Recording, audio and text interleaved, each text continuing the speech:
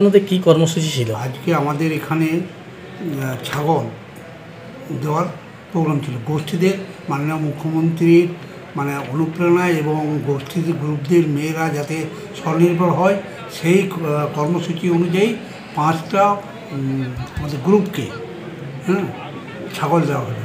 এই ছাগল প্রতিপালন করে তাদের নিজেদের যে যতটুকু হয় স্বনির্ভর হতে পারে তার জন্য আমরা দেব। আজকে 50টা 5টা গ্রুপের এক একজনকে 10টা 50টা ছাগল ডিস্ট্রিবিউশন করা হবে।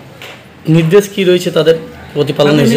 পরিপালন করে তারা যেটুকু লাভ হবে বা যা বাচ্চা টাচ্চা হয়ে যদি কিছু উপকার হয় বা বেশি হলে তারা যেন বিক্রি করে হোক বা আরও সুযোগ সুবিধা তেমনভাবে যদি কিছু পরিপালন করে বেশি হয় তখন সেগুলো বিক্রি করে কিছু পয়সা পাবে বা যাই হোক রোজগারের কিছু পথ একটা হবে আর কি। এই কাজটা হবে। ঠিক আছে। প্রত্যেক ব্লকে যে গরু দেওয়ার কর্মসূচি শুরু করেছেন সেটা আজ আমাদের ব্লকে ছিল। আজ 6 জন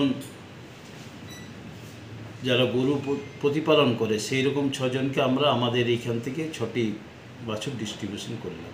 আচ্ছা, কোন কোন জায়গায় দিয়েছেন ওইগুলো?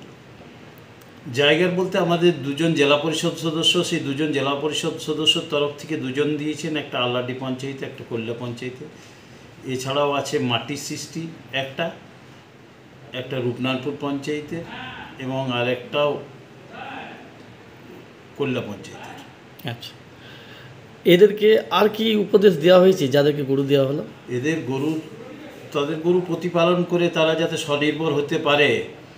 ওই গরু হয়তো 2 বছর তারা পালন করলেই কিন্তু তারা ভালো দুধ থেকে একটা তাদের কর্মসংস্থান হবে।